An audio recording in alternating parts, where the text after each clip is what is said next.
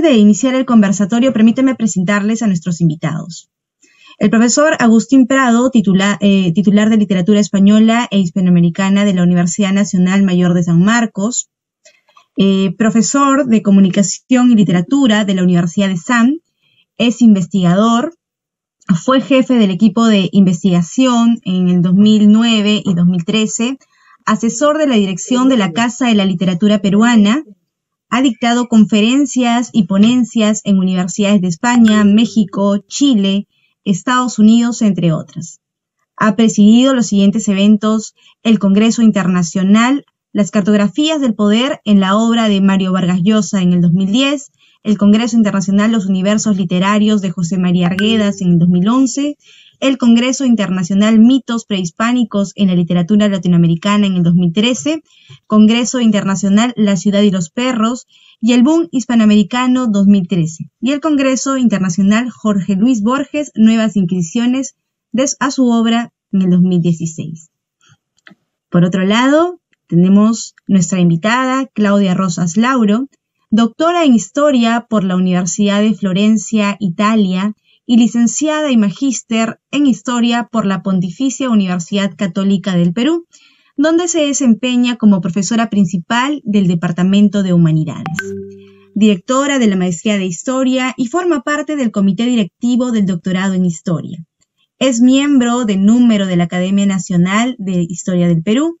Ha editado los volúmenes El miedo en el Perú, siglos XVI al XX, en el 2005, El odio y el perdón en el Perú, en siglos 2016 al 2021, en el 2009, Nosotros también somos peruanos, La marginación en el Perú, siglos XVI al XXI, 2011, con Akira Saito, Reducciones. La concentración forzada de las poblaciones indígenas en el Virreinato del Perú en el 2017. Género y mujeres en la historia del Perú. Del hogar al espacio público en el 2019. El Perú en revolución. Independencia y guerra, un proceso 1780-1826 en el 2017. Y los miedos sin patria. Temores revolucionarios en las independencias iberoamericanas en el 2019. Sus últimos volúmenes editados son Los rostros de la independencia, El nacimiento del Perú desde las vidas de sus protagonistas en el 2021 y Mujeres de armas tomar, la participación femenina en las guerras del Perú republicano en el 2021. También nos acompaña esta tarde el señor José Donaire Hofken. Estudió Lingüística y Literatura Hispanoamericana en la Pontificia Universidad Católica del Perú. Es autor de títulos de ficción y ha participado en diversas antologías, entre ellas El cuento peruano, 2001-2010 en el 2013, Pasaje de lo fantástico en el 2017, Universos de expansión en el 2018, Más allá de lo real también en el 2018, con prólogo y selección respectivamente de Ricardo González Vigil, Carolina Page, Audrey Lawyer y José Gouch, y Elton Honores. Asimismo, como antologador, ha desarrollado más de 10 títulos, entre ellos Horrendos y Fascinantes, antologías de cuentos peruanos sobre monstruos en el 2014, Sexo al Cubo, 27 relatos sobre la sexualidad femenina en el Perú, escritos por mujeres en el 2017, y Mario y los escribidores, 27 relatos vargallosianos en el 2019. Se ha dedicado a la docencia y a la crítica literaria en Caretas, Variedades y Expreso, entre otros medios. Dirige actualmente el sello Maquinaciones Narrativa y la Residencia para Escritura Creativa Proyecto Kafka en la Selva Central Peruana. Pues bien, antes de iniciar, les recordamos que pueden hacer sus preguntas utilizando el chat de Zoom, y a todos los que nos están acompañando a través del Facebook Live del Centro Cultural Petroperú, realizar también sus preguntas a través de esta plataforma. Vamos a dar pase al profesor Agustín Prado. Adelante, Agustín, buenas tardes. Buenas tardes. Primero quisiera agradecer a nombre de la Escuela Profesional de Literatura de la Universidad de San Marcos, al CERCEU Letras, a Pepe Donaire por habernos permitido justamente ir hablando sobre este valioso libro, a la doctora Claudia Rosas por participar acá en este conversatorio, y al Centro Cultural de Petroperú. Bueno, el libro que se ha editado, y del cual conversaremos, 21 puntos relatos sobre mujeres, ¿no?, que lucharon por la independencia del Perú, es un proyecto de José Donaire que de alguna manera forma parte, si queremos, de este otro primer libro que salió hace unos años y que nos permite indagar desde la literatura un proceso histórico emblemático para nosotros como es justamente el tema de la independencia desde la literatura. Podríamos decir que la relación entre la historia y la literatura está compenetrada, pues, por muchos siglos, ¿no? Incluso si nos hiciéramos una visión panorámica grande de la historia, podríamos remontarnos hasta la Grecia antigua, ¿no? Pienso en los persas de Esquilo, ¿no? Una pieza de teatro en la cual incluso tiene la capacidad el gran dramaturgo ateniense, ¿no?, de poner como protagonistas a sus enemigos.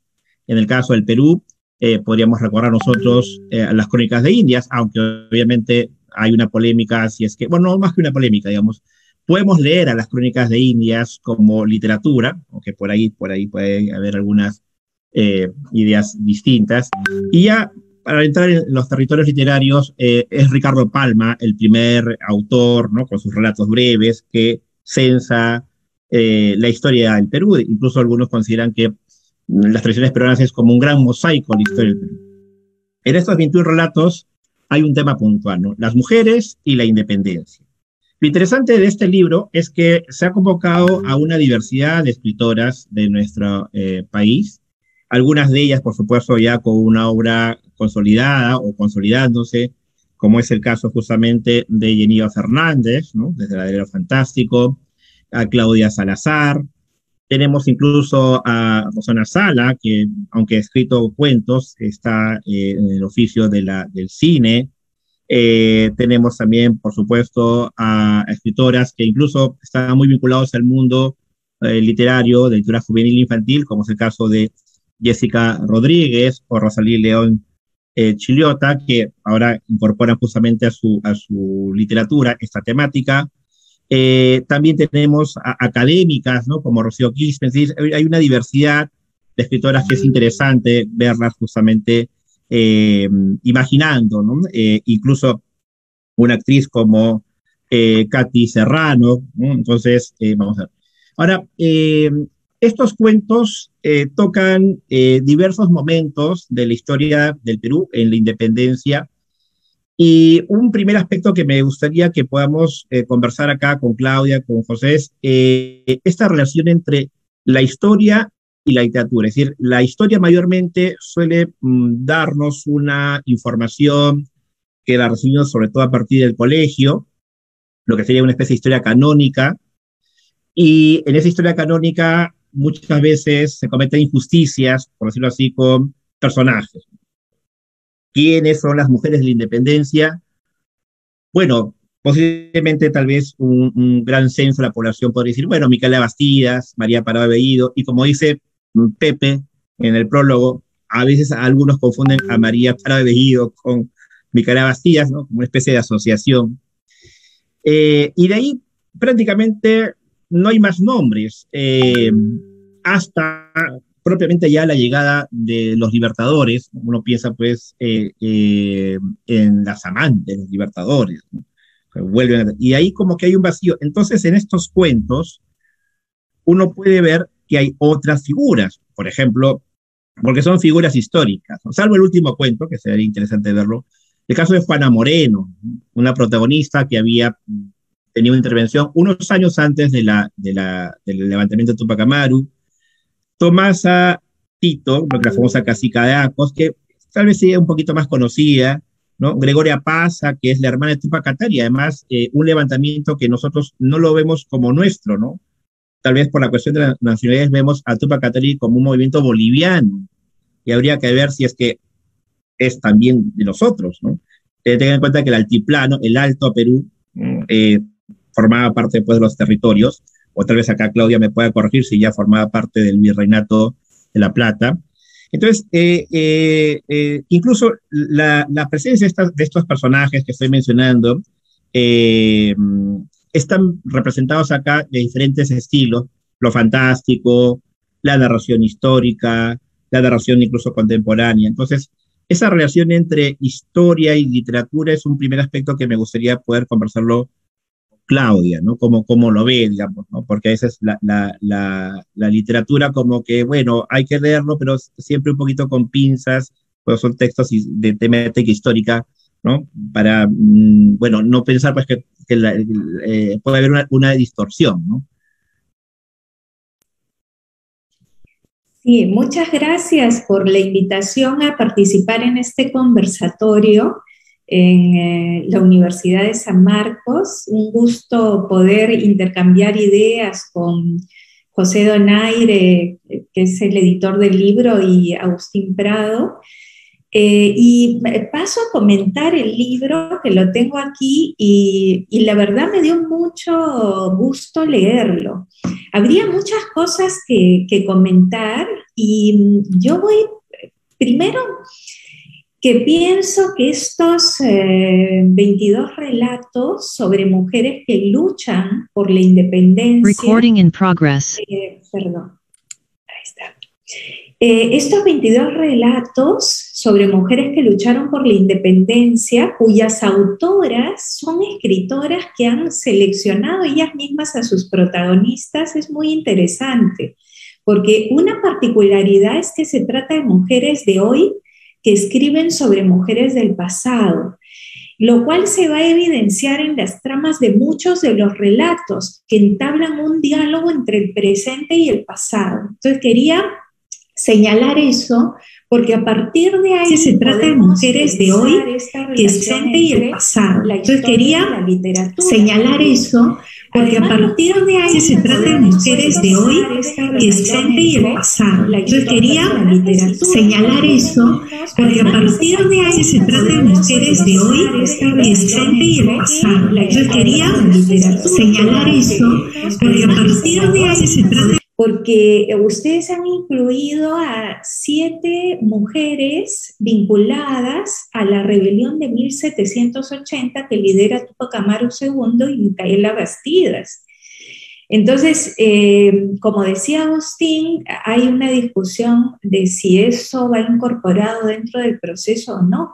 Desde mi punto de vista, junto con Walker y otros autores, considero que sí debe verse dentro del proceso por la importancia de esta rebelión, que fue la más grande y la más significativa en los 3 siglos del virreinato del periodo colonial.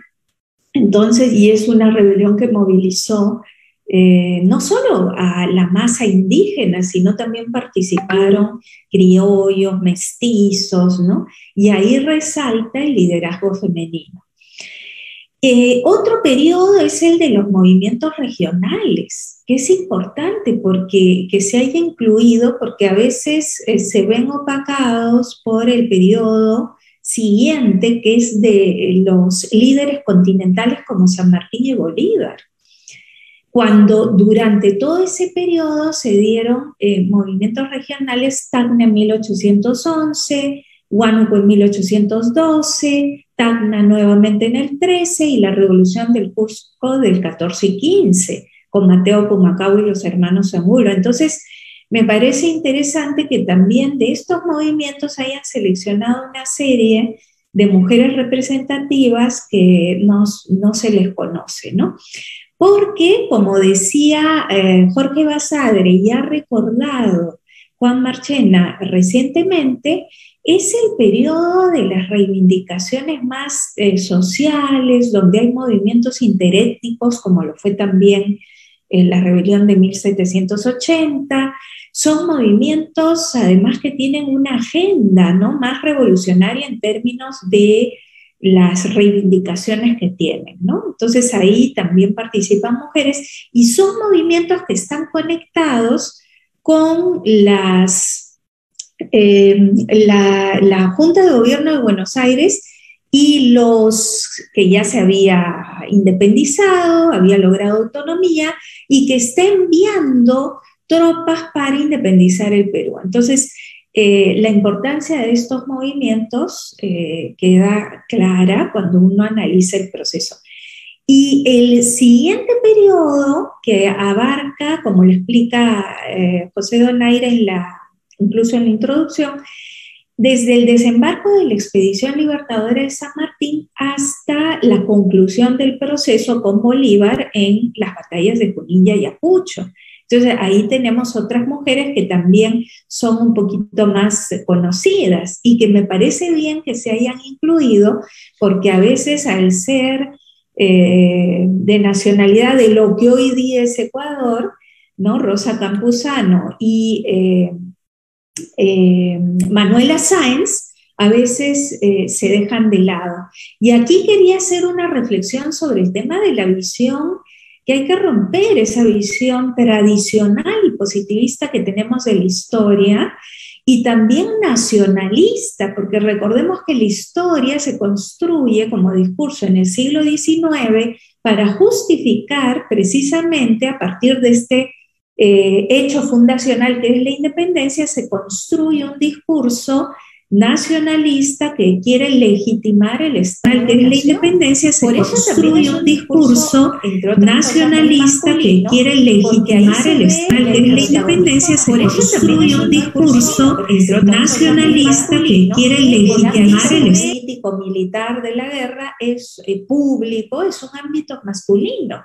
Entonces las mujeres, incluso las heroínas, son, como dicen varios autores, incómodas porque rompen con la visión tradicional o clásica que se va a tener sobre la mujer en el espacio doméstico, en el espacio de la casa, en el ámbito privado. Pero todas estas mujeres que aparecen, que tienen biografías fascinantes, unas más conocidas, otras menos, las de la rebelión, pues Micaela Bastidas, Gregoria Pasa, Marcela Castro, ¿no? Y las siguientes que son pues todo otro conjunto de mujeres que participan en estas rebeliones, ¿no? Estas mujeres transgreden, digamos, el lugar que han ocupado tradicionalmente y pertenecen a distintos sectores sociales, económicos y étnicos. Porque uno tiene a las mujeres que son mujeres de origen indígena, de sectores populares, como algunas que he mencionado, de las indígenas sobre todo, pero también tienes tú mujeres de las clases medias criollas, como Brígida Silva de Ochoa, tienes mujeres que vienen de Guayaquil y Quito, como Rosa Campuzano y Manuelita Sáenz, ¿no? Y que además son peruanas de corazón porque batallaron acá. Además todavía Ecuador aparece en 1830, o sea, todavía a veces nosotros llevamos los límites actuales al pasado, cuando todavía no habían surgido los Estados-nación. Entonces, yo creo que sí son parte del panteón, y Sáenz pasa muchas décadas en su exilio en Paita y elige el Perú y ha combatido acá las principales batallas. Entonces yo creo que ahí hay mucho que comentar, que discutir desde el punto de vista histórico, literario también. Bueno, se lo dejo más bien a ustedes que son de ese campo, pero también desde el punto de vista de la participación femenina, ¿no? Porque a mí me gustó mucho que desde la escritura creativa y la ficción literaria las autoras se enfocaran en una parte de la biografía de estos personajes históricos femeninos, ¿no? Y yo creo que queda claro, al inicio del texto se ha puesto una advertencia que deslinda lo que es el registro histórico de la ficción literaria. Es más, desde la literatura nos reclaman a los historiadores, oigan, incluyan a estas mujeres, ¿no? Entonces, eso tiene que ver con no solo esta relación que planteaba Agustín entre historia y literatura, sino también a un contexto de desarrollo de una historiografía postmoderna que ya no es la clásica, con la cual hay que avanzar, ¿no? Y en algunos puntos hay que romper. las corrientes narrativistas en historia. Tú tienes cosas que podrían ser novelas históricas, pero hechas por historiadoras, ¿no? Como el cuento de Marisa Bazán, que ella es historiadora, pero escribe este cuento, ¿no? Desde su investigación, desde su posición como historiadora. Y ahí tenemos grandes ejemplos de Carlo Ginzburg, Natalie Simon Davis, ¿no?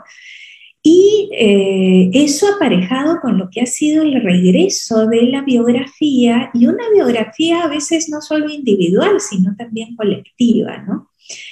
Y esto bajo el paraguas de lo que es el gran desarrollo de la historia de las mujeres y de género en este periodo, y que hemos visto a lo largo del 2021 una serie de iniciativas, unas más logradas, otras menos, para rescatar de la invisibilización, del olvido, a la participación femenina en una gesta que es una gesta pues militar, guerrera, de entrar al ámbito militar, al ámbito público, político, ¿no?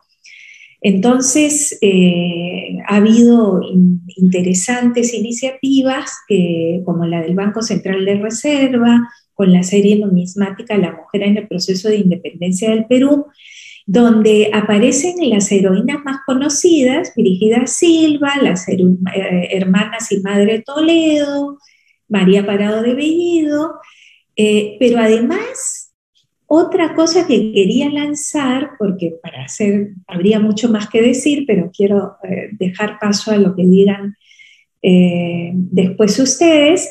Estas representaciones son también representaciones pictóricas, o sea, recreaciones de la pintora Edna Velarde, que son cuadros muy, muy bellos, representativos, pero ahí es, digamos, este doble registro, ¿no? De cómo aparecen representadas también en otros soportes, no solo el literario, sino la pintura, este abanico de mujeres, ¿no? Lo que sí quería terminar señalando es que sí hay un gran, digamos, un gran avance en la investigación sobre el tema de historia de las mujeres y de género. En los últimos años han salido muchas investigaciones. El problema es que hay un divorcio entre la investigación histórica especializada y la difusión a un público más amplio, y eso aparece desde los textos escolares, donde la presencia femenina es mínima, ¿no? Entonces yo saludo esta iniciativa porque realmente es una manera de acercar a la vida de estas mujeres que son personajes históricos a una población más amplia, y captando una serie de cosas que a veces la historia no llega a captar con los fuentes y los documentos, ¿no? Que son la parte íntima de las vivencias, de los sentimientos, de lo que pudieron sentir, pensar.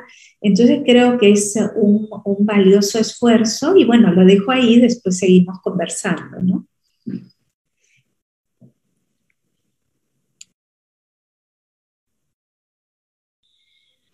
Bueno, Pepe, de tu perspectiva como editor, ¿cómo ha sido esta manera de convocar a las escritoras, un historiador incluso, ¿no? Marisa Bazán, porque tú tenías el proyecto anterior, pero acá es ya focalizado en mujeres, ¿no? Eh, ¿Tuviste algún marco temporal? ¿Hice carta libre? ¿Cómo fue, digamos? Ese proceso me interesa mucho, ¿no? O sea, el tras bambalinas, ¿no? Gracias, Agustín. Gracias, Claudia. Estoy fascinado con la exposición. Me clarifica mucho. Me, Siento que no he cometido tantos errores. Ese es un poco mi temor siempre. Porque, claro, la literatura debe incomodar, debe transgredir, muchas cosas más, pero sobre cierta base científica, ¿no? Entonces, también ahí estaba la necesidad de hacer esa advertencia, ¿no? Esa advertencia que va en dos direcciones, ¿no? No entender este libro como una verdad absoluta, inamovible, ¿no? Porque nace de una estética, más bien. Y por otro lado, pues que las historias no son muy apropiadas para un público inmaduro o en proceso de maduración, ¿no? Entonces, no es para niños, pues, ¿no? No es para niños porque hay cosas muy fuertes, ¿no? La misma caravana de la muerte ya es terrible, es desgarrador, ¿no? Entenderlo, ¿no? Yo quedé muy impresionado cuando vi eh, este registro en piedra, en mármol, ¿no? Y quedé asombrado pues, con los nombres y las niñas que participaron, ¿no? Yo creo que eso nomás ya demuestra una civilización tan bárbara, ¿no? Una manera de escarmentar a una población de una manera tan cruel, ¿no? Tan poco cristiana, ¿no?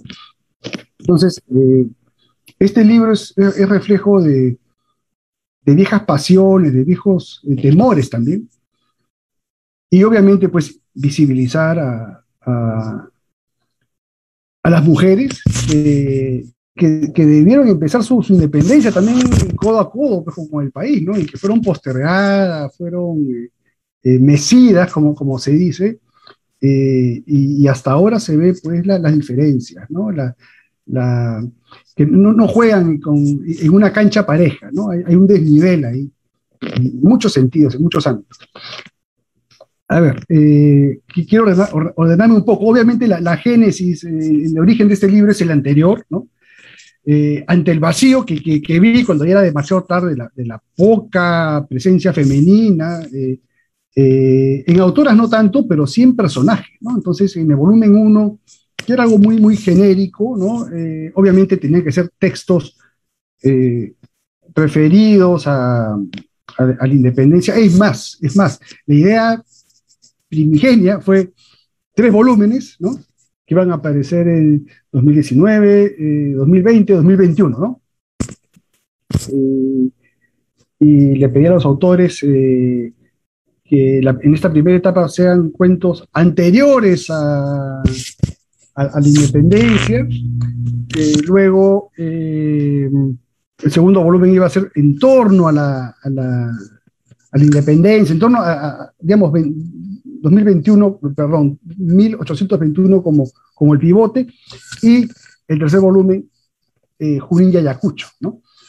Pero la verdad es que los autores se desbocaron, hicieron lo que quisieron, no hicieron caso, iba a ser una bronca terrible. Y finalmente tuve que aceptar los cerros que me entregaron, que estuvieron muy buenos, ¿no? Muy buenos. Y lo que noté fue, pues, porque les di mucha libertad, ¿no? Escribe un cuento sobre la independencia en el tal periodo, y no entendieron, hicieron otra cosa, pero el resultado fue bueno igualmente, ¿no? Pero noté, pues, que de los 21 cuentos, pues 19 eran figuras masculinas y apenas 2 tocaron a las heroínas, ¿no? Y vi que por ahí estaba el asunto, después ya hablándolo aquí con mi esposa, viendo, ¿no? Y sale esta idea de sacar un segundo volumen dedicado a las mujeres, pero con el giro pero escrito por mujeres, ¿no? O sea, mujeres del siglo XXI escribiendo sobre mujeres del siglo XIX, ¿no? Me pareció fascinante la idea y gustó esto, pues, a los funcionarios de Petroperú. Así que el segundo volumen tardó, además, porque debió salir el año pasado, pero no salió. El libro maduró más, se corrigió más, fue perfecto, además, porque un libro de época, pues, exige un gran conocimiento de detalles, ¿no? Como era el menaje, la ropa. Las mujeres no usaban cartera, ¿no? No usaban cartera, el tema de las escopetas, los rifles, las pistolas, si eran revólveres, si eran, no sé, pues como avancarda, retrocarga, en fin, cañones, las balas, o sea, son muchos detalles, ¿no? Son muchos detalles, los colores, las ropas, la moda. un lindo trabajo, ¿no? Que requiere mucha investigación, mucho cuidado, mucho respeto. Y las autoras estuvieron al nivel, ¿no? Hicieron un gran trabajo. Después muchas asumieron pues las correcciones, las sucesivas correcciones, las infinitas correcciones, con unas más que otras. Y la falta de información fue el gran problema, ¿no? Y todo esto apunta pues a que se buscaba, si bien la literatura no debe ser aleccionadora, no debe tener moraleja, pero igual cumple una función en la sociedad, y si bien no debe educar, ¿no? Pero debe inspirar, yo creo que debe inspirar a los lectores, a las lectoras, ¿no? Y también hay una responsabilidad histórica, ¿no? Porque un libro aparece en un momento, es una fotografía, pero este libro va a ser leído más adelante, ¿no? Entonces me interesaba dialogar con los escritores y los historiadores de aquí a 100 años, ¿no? Me da mucha curiosidad saber cómo van a recibir este libro, ¿no? Si el libro va a estar visible, de repente lo queman, ¿no? De repente, no sé, pues de aquí a 20 años queman todo, no sé qué puedan hacer con el libro, ¿no? No sé qué puede pasar con el mundo, con nuestro país, no sabemos si vamos a existir como Perú incluso de aquí a 100 años, ¿no? Eso también sería otro tema, ¿no? Ojalá que no exista en el sentido de que finalmente seamos pues un cono sur integrado, ¿no? Eso sería maravilloso, ¿no? Pero no a lo Bolívar, ojalá. Pero bueno, eso es una cuestión ya, una opinión muy personal. Entonces, me interesó mucho enfatizar, subrayar la variedad, ¿no? Que no todas las autoras fueran de una universidad, que no todas fueran de Lima, que no todas, digamos, agarraran solo de la ficción de registro realista, sino también me interesaba que exploraran en lo fantástico, ¿no? Me interesaba esta variedad, ¿no? Que también debía tener un correlato en la variedad de personajes, ¿no? Las protagonistas, las heroínas del siglo XIX, ¿no? Porque no me interesaba pues que hablaran solamente de las señoras, las aristocráticas, ¿no? Sino también de las indígenas, las campesinas, las afroperuanas, ¿no? Me interesaba pues que hubiera pues una diversidad social, étnica, demográfica, regional, pero difícil, ¿no? No hay mucha información. Estábamos en pandemia, era difícil salir a investigar, no había manera de ir a archivos, ni a bibliotecas, ni nada. Bueno, Internet ayuda, pero tiene sus límites. Alguna autora incluso viajó, ¿no? Viajó, investigó, cruzó información, molestó a sus amigos sociólogos, historiadores, etc. Y bueno, fue un trabajo muy, muy bonito, ¿no? Yo creo que finalmente primó la gran motivación, ¿no? Que es inspirar finalmente, ¿no? Inspirar, tratar de buscar en el lector un cambio, ¿no? Una transformación. Yo creo que es importante que un libro transforme al lector de alguna manera, ¿no? Es una cuestión medio alquímica, ¿no? Como un objeto A puede de pronto transformar a un sujeto, ¿no? Eso es mágico, eso es mágico y lo permite la literatura, no tanto la historia, ¿no? Pero sí el arte, ¿no? El arte en general permite eso, ¿no? En cambio, la historia como ciencia nos llena de otra manera, ¿no? De hecho que hay vasos comunicantes, ¿no? Pero literatura e historia están en orillas distintas. En algún momento eran una sola cosa, ¿no? Como antes, en verdad, antes todo era una sola cosa, ¿no? Religión, arte, historia, era una sola cosa, era el chamán el que de alguna manera albergaba todo esto, ¿no? Luego todo empieza a ramificarse, a especializarse, y está muy bien que sea así, está muy bien, pero yo también entiendo que estas ramas a veces se pueden entrecruzar, ¿no? Y es maravilloso esto. Me ha encantado, ya pues, jugando con los abismos, ¿no? Haber contado con Marisa Bazán. En realidad, Marisa se convirtió en una fanática del proyecto cuando se le invita a presentar el primer volumen. Y dice, yo quiero escribir en el siguiente, ¿no? Y digo, ¿pero tú escribes cuentos? Sí, me dice, digo, bueno, pues veamos, ¿no? Y ahí empezamos, pues, empezó la construcción de su cuento, que es una prolongación subjetiva de su tesis, ¿no?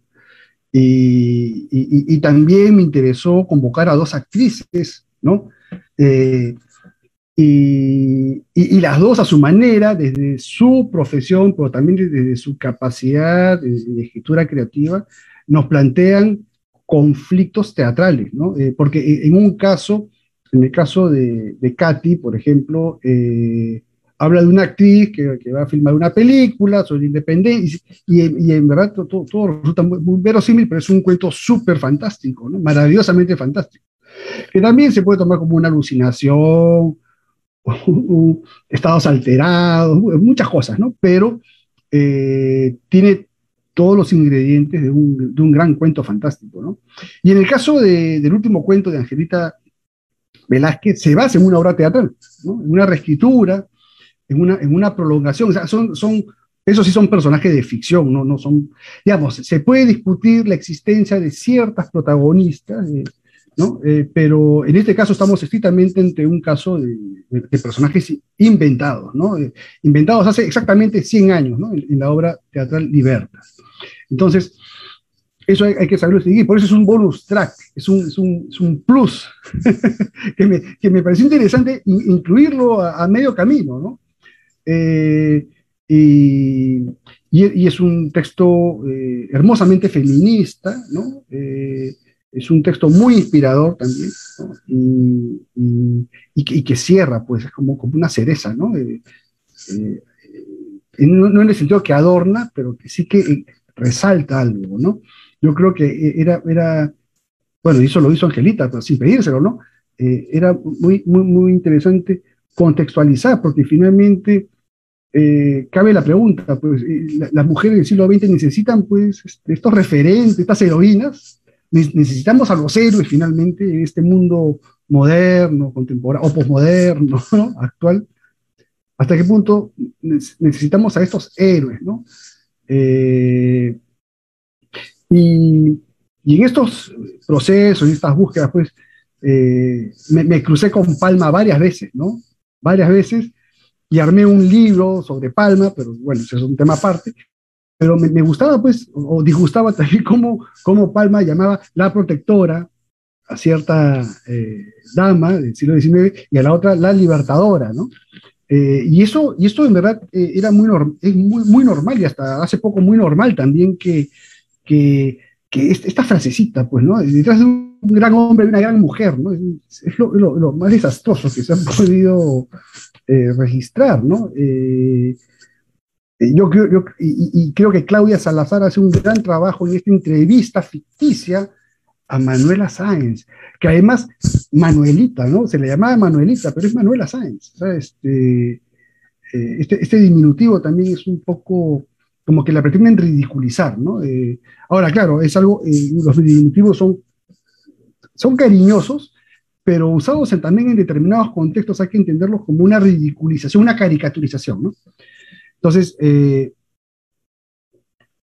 un gran cuento, ¿no? El de Claudia, y que nos pinta muy bien la época, esta época ya de decadencia absoluta, ya se ha ido pues la belleza, el esplendor, pero queda otro tipo de belleza, y sí, pues en esta playa, con una de sus esclavas aún, ¿no? Entonces, es un cuento conmovedor, y en verdad, muchos cuentos conmovedores, hay muchos cuentos que me sorprendieron, ¿no? Y además, en otros casos, ante la falta de información, el recurso metatextual, ¿no? Que plantea Sophie Canal, que Sophie Canal no ha nacido en el Perú, ella es francesa, pero siempre mis proyectos, en estas muestras, que no son antologías, porque son textos que yo pido, entonces dejan de ser antologías, simplemente son muestrarios, ¿no? Son retos que yo pongo a los escritores, a las escritoras. Sophie, ante la falta de información, pues no le queda otra que aplicar la metatextualidad, ¿no? El contar cómo debe contar una historia, ¿no? Y en la medida de que no hay un abuso de este recurso en el libro, queda muy bien. Creo que si todas hubiesen utilizado el mismo recurso, hubiese sido algo espantoso el libro, ¿no? Pero felizmente que muchas encontraron información mínima y suficiente. Rosana Sala es otra autora que también recurre a lo metatextual, pero utilizando el ámbito de las redes sociales, ¿no? Que son tan castigadoras. Ahora, lo que diga un juez nos tiene sin cuidado realmente, ¿no? Pero una condena de las redes sociales puede ser terrible, ¿no? Para un adolescente, por ejemplo, ¿no? Una crítica, un juicio desde las redes sociales es terrible, terrible, imborrable, y puede llevar a situaciones extremas también. Entonces, haber llevado a esta heroína, que además hubo una confusión en la representación, en una estampilla, es un problema que hubo hace un par de años, ¿no? Es muy sintomático, ¿no? Es como una cereza, pero al revés, ¿no? Es una anticereza, ¿no? Le quieren hacer un homenaje, pero homenajean a otra persona. Porque así estamos, así desconocemos a las personas que dieron todo en algún momento, ¿no? Me hubiese gustado quizá que ya como crítica, pero poco fresca de mi parte, hacerla en este momento, me hubiese gustado que se explorara más el tema de cómo también los héroes y las heroínas se pasaban de un bando a otro, ¿no? Cómo un día eran patriotas y al día siguiente eran realistas, ¿no? Y se pasaba. Bueno, el caso terrible, pues, Torre Tagle, ¿no? Que eso está en el primer tomo, ¿no? Escrito por nuestro ex ministro de Cultura, Alejandro Neira, y me imagino que ese cuento lo escribió en Torre Tagle, ¿no? En la casa Torre Tagle, como buen diplomático que es él. Entonces, hay esas cosas, pues el Perú es eso, ¿no? Es eso, y lo vemos ahora, o sea, es un libro tan actual también, ¿no? Porque vemos pues que la gente se pasa de bando y llega a ocupar altos cargos, gente pues que sin pensar, que no pensábamos, pues, incluso pensábamos gente que estaba muerta políticamente, resucita, ¿no? Salen del ataúd, ¿no? Y eso pasaba también en esa época, ¿no? Eso también está en el libro, bien trabajado, pero no es muy explícito, ¿no? Me hubiese gustado que Andrés se desarrollara más, pero me parece que Susana Raez, en una de las citas, en el prólogo, habla de eso, ¿no? También, ¿no? De cómo también hubo heroínas del otro lado, ¿no? Bueno, que no son heroínas, pues son heroínas para los españoles, en todo caso, ¿no? O no para nosotros. Eran enemigas, ¿no? Ante la mujeres que, además, no hay que verlo solamente en contextos en el campo de batalla, también hay que entender que el aporte de muchas mujeres era en el espionaje, en llevar información, en el tema logístico, ¿no? De llevar alimentos, pasar material de guerra, etcétera, ¿no? Vemos que incluso cómo algunas pues organizaban redes, ¿no? Y así pues se logra captar a José Olaya, ¿no? Hay un cuento muy bonito que trata esto, ¿no? Y además esta señora Luna, cómo se encarga después de que hay un registro gráfico, digamos que uno de los pocos mártires, héroes, que realmente tuvieron ese rostro es Olaya, ¿no? Porque antes los inventaban, pues morían ya les hacían el retrato, pero con referencia y eso, ¿no? Entonces, en el caso de Olaya es uno de los pocos, y que tuvo suerte además, porque él era muy humilde. O sea, él era un típico caso como para que sea enterrado y olvidado para siempre. O tuvo la suerte de que su la persona para la cual trabajaba le reconociera pues el mérito, el esfuerzo, ¿no? Esa gratitud pocas veces vista, ¿no? Ante una persona humilde, ¿no? De condición humilde. Entonces, es un libro, entiendo que es rico, ¿no? Que quizás sea el libro que más satisfacciones me está dando, más lecturas en este ámbito, ¿no? Académico está teniendo, ¿no? Hay muchos libros que están circulando, es que caramba, pues son 200 años, ¿no? El tema merecía pues un trabajo. La pandemia nos ha jugado en contra, pero algunas cosas han salido felizmente. Y este libro, a su manera, le da voz pues a mujeres de hace 200 años y también pone en evidencia el buen desarrollo, el buen pulso que está teniendo la narrativa que está producida por mujeres, ¿no? No sé si narrativa femenina sea lo correcto, pero producción, ¿no? Literatura hecha por mujeres, ¿no? Con trazo femenino. Entonces, si tengo algo más que decir, lo diré más adelante. Te cedo el micrófono, Agustín. Muchas gracias, Pepe, por reflexiones y por, obviamente, revelarnos todo el trabajo de autor y además tu trabajo ejemplar. Ahora estás con el cómic, por la Independencia, lo he recibido, muy valioso. Y bueno, a partir de las reflexiones de Claudia y de Pepe, hay dos aspectos de los cuentos que me gustaría poder comentarlos rápidamente para que ustedes también nos den sus puntos de vista. Y bueno, las personas que se encuentran acá en la sala pueden escribir una pregunta por ahí en el chat, por favor, que es lo siguiente, ¿no? Por un lado, el tema de la nación. En este cuento, como ustedes pueden ver, ¿no? Los que hemos leído, los personajes no tienen una geografía definida. Recuerdo mucho el valioso trabajo de Benedict Anderson, Comunidades Imaginadas, ¿no? Es decir, una nación realmente inventa sus fronteras, no son reales propiamente. Y eso incluso me hizo recordar un cuento de Ribeiro, creo que se llama Los Cautivos, que es la historia de dos soldados, uno peruano y uno ecuatoriano, en la guerra que tuvimos con el Ecuador en los años 40. Y lo interesante de ese cuento, lo menciono así rápidamente porque los dos son soldados quechohablantes, y uno de ellos solamente es quechohablante, el peruano. Y la familia criolla que recibe esos soldados no se puede comunicar con el compatriota porque la familia criolla de Tumbes habla castellano, su compatriota que está peleando con su enemigo habla quechua, y es el enemigo, el ecuatoriano, que es bilingüe. Entonces me hizo reflexionar mucho sobre este aspecto, ¿no? ¿Cuál es la frontera? O sea, ¿cómo se construye la idea de nación? ¿No? Y este libro es interesante porque nos permite ver, bueno, ¿cuál es la idea, digamos, de nación que se va construyendo con la independencia, ¿no? ¿Qué nación hemos querido ser? Ese es un punto, ¿no? La idea de nación, que uno lo puede ver, incluso acá, recuerdo muchísimo el cuento de Rosalí, ¿no? Que justamente habla sobre las Cortes de Cádiz, ¿no?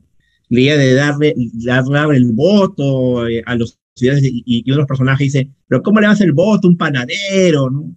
Entonces, ese tipo de aspectos, y además es un cuento que me gustó mucho, el cuento de Rosalí me gustó mucho. Y el otro tema es un poco la idea de la historia regional, es decir, que hay una validación ahora por historias regionales, porque los personajes, como ustedes lo han visto, son de provincia, ¿no? Estas heroínas, empezando el primer cuento, Yates Libre, Juana Moreno, ¿no? Es una protagonista de guanuqueña. El mismo cuento de Marisa Bazán ocurre en el centro del Perú. Incluso algunos cuentos, como por ejemplo 109 días, ¿no? Ocurre en el altiplano, o el cuento de Betsabe Guamán, 200 azotes, no son personajes muchas veces vinculados. Yo creo que el tema de Tupac Amaru sigue cautivando nuestro imaginario, y me parece por esos cuentos que para nosotros, la mayoría de los peruanos, la independencia empieza con Tupac Amaru, ¿no? O sea, más allá de la polémica historiográfica. Entonces, ¿qué importancia tiene ahora el mundo de la región? Incluso habrá que ser discutido, ¿no? Centro, periferia, ciudad, provincias, ¿no? Asociaciones políticas. Y estos cuentos me parece que dan hincapié a ver, claro, la independencia pues no solamente es San Martín y Bolívar, ¿no? Pero también está en las provincias, y sobre todo con estas heroínas, ¿no? Interesante. Entonces, eso es lo que me gustaría un poco que lo puedan comentar, ¿no? Claudia, desde su perspectiva como historiadora, la idea de nación, que construye juntamente con la independencia, y esta idea de la historia regional, ¿no? Sí, ese es un punto importante, Agustín, por lo que mencionaba antes. todos los, digamos, grandes movimientos anteriores a la llegada de los dos líderes continentales se dan a nivel regional. Por eso las mujeres que aparecen en los cuentos son del sur andino o de Bolivia, que en ese momento era el Alto Perú, que estaba dentro del virreinato del Perú, después se separó, pero digamos, la parte histórica de esa unidad era muy fuerte, ¿no? Por eso es que hubo posteriormente un proyecto de confederación peruano-boliviano, y hay mujeres de los movimientos en Huánuco, en Tacna. Es decir, esa es la parte de la independencia que tiene un gran contenido regional, revolucionario. Por eso también los castigos, y más aún si eran mujeres, porque ahí había una visión de género. Entonces habían transgredido, no solo era el enemigo, sino que habían transgredido la visión de cómo debía comportarse y qué rol debía tener una mujer en la sociedad, sea del grupo que sea, ¿no? Entonces, pero incluso hay biografías de mujeres de la época de los líderes continentales, me estoy refiriendo a la década decisiva, que es 1820, porque cuando llega a San Martín, la expedición de Álvarez de Arenales, que busca acercar Lima, hace que, bueno, se levanten los pueblos y ahí aparecen otras mujeres, ¿no? Como la más conocida es María Parado de Bellido, que precisamente no están más bien las hermanas Toledo con su madre, que reprimen el avance de las fuerzas realistas, movilizando al pueblo de Concepción. Pero ojo, más allá de que estas mujeres pertenecían a las distintas regiones del Perú, y creo que la demanda en este bicentenario ha sido no solo visibilizar a las mujeres, a los sectores afrodescendientes, indígenas y populares, sino también a las regiones. Y creo que la selección me parece buena porque han seleccionado los principales movimientos, las diversas regiones, que no es solo el sur andino, sino también la Sierra Central, ¿no? Hay mujeres de distintos orígenes. Entonces yo creo que esa dimensión regional se está mostrando en las publicaciones, investigaciones, es decir, en el país, dentro de toda la crítica que se puede hacer el Bicentenario y que está en el libro, hay un esfuerzo por incorporar a las regiones dentro de una narrativa de historia nacional, que no es tan fácil porque no se trata de adicionar a las mujeres, adicionar a las regiones, sino hay que repensar y hacer una reescritura de esa historia que no es tampoco sencilla.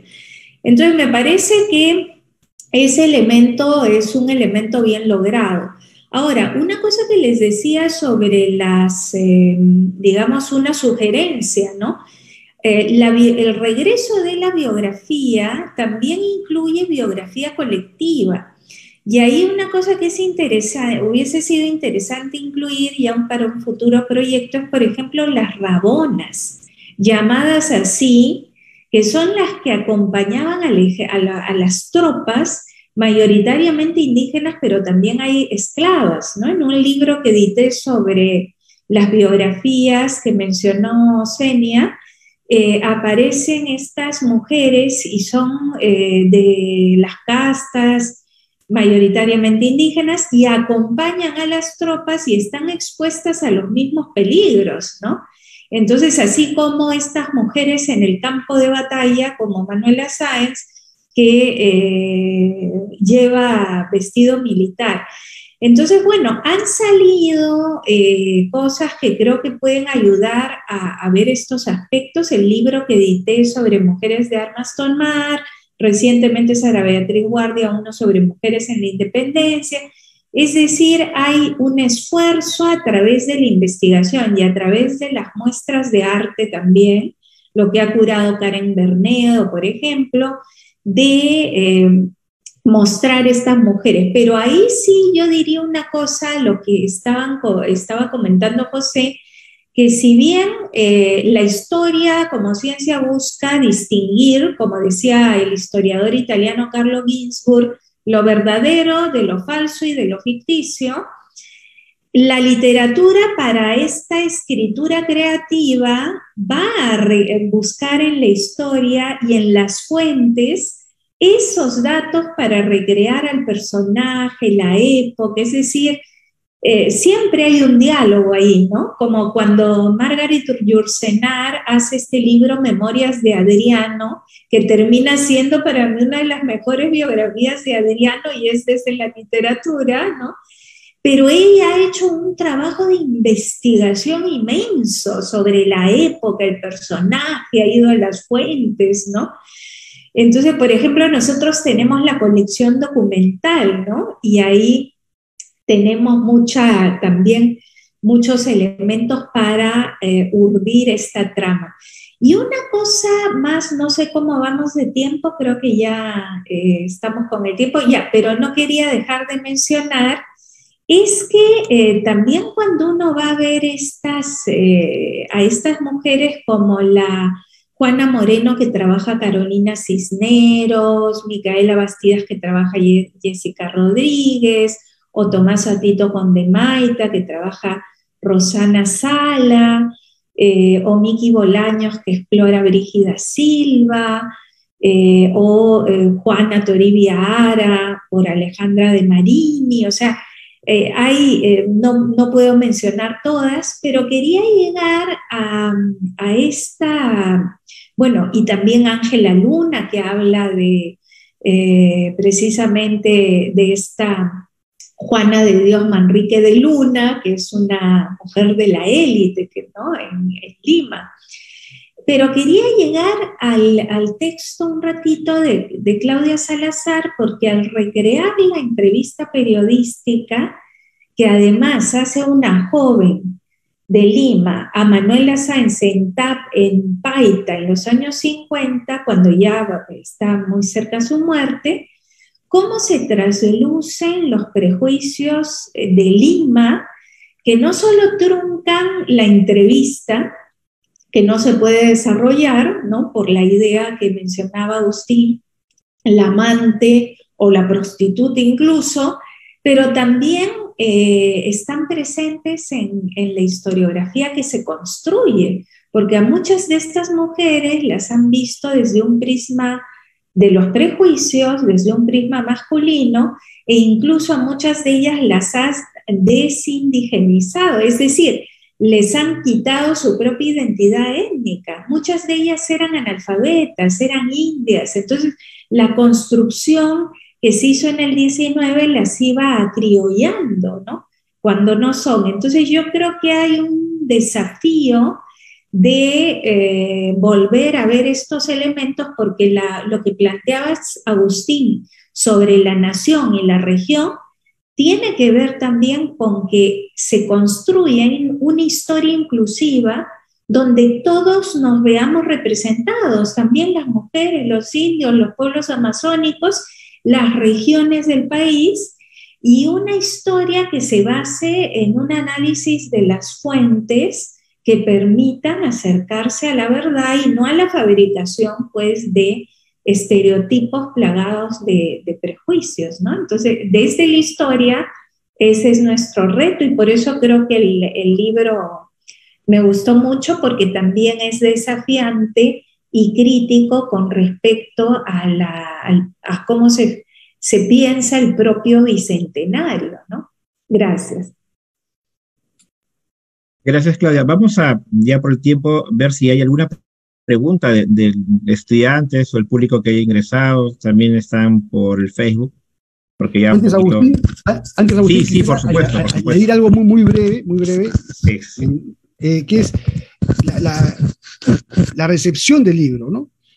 Muchas de las autoras que han tratado personajes de regiones que no son de Lima, ¿no? Ajenas a Lima, han sido invitadas para hablar de sus personajes, ¿no? O sea, qué lindo que se cierre el círculo de esa manera, ¿no? porque más allá de la intención o de la estrategia y todo eso, que tiene todo libro, cómo el libro se recibe y cómo distintos lectores se ven identificados a través de sus heroínas, porque de repente en un libro de historia general no se habla de ellas, pero en el pueblo donde nacieron tienen una calle o un busto, algo, ¿no? Y haber visto después que protagonizan un libro que integra varias heroínas, eso ha generado esto, ¿no? Que tenía que decirlo, ¿no? Porque varias soldados me decían, ¿qué hago? ¿Cómo voy? Y anda, pues, y defiende tu texto ahí, ¿no? Y no solamente en el tema regional, sino también de especialidades, ¿no? Porque dos, tres autoras las convocaron para un tema de derecho, por ejemplo, ¿no? Y hablaron de sus protagonistas desde ese ámbito, ¿no? Y así, de lo escolar también. El libro tenía una repercusión muy interesante de manera fraccionada también, ¿no? Entonces, eso era necesario decirlo en este foro. Corto.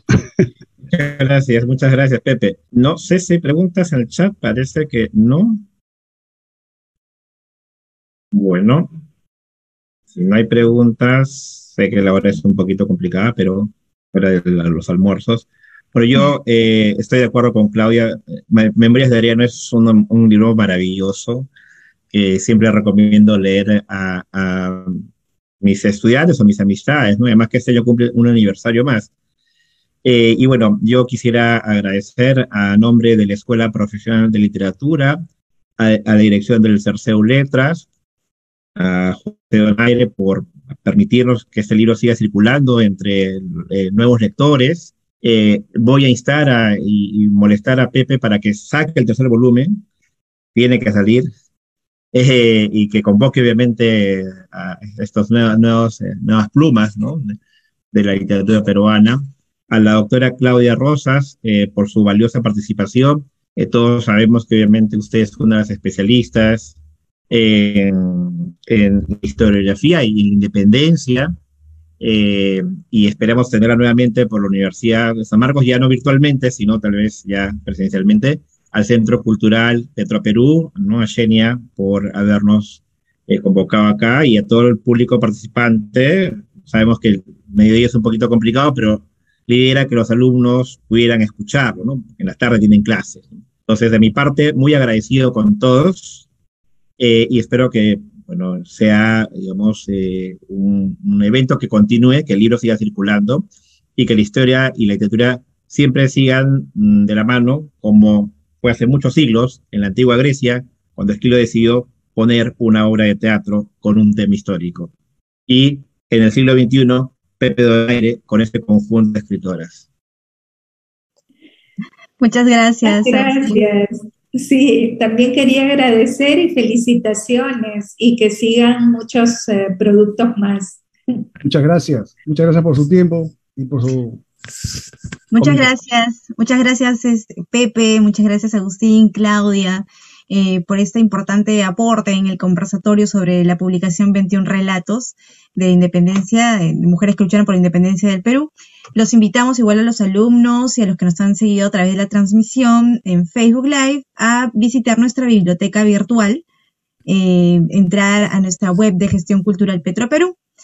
Y bueno, muchas gracias a todos, espero que lo hayan disfrutado. Igual podrán ver el video en el Facebook del Centro Cultural Petroperú. Buenas tardes a todos.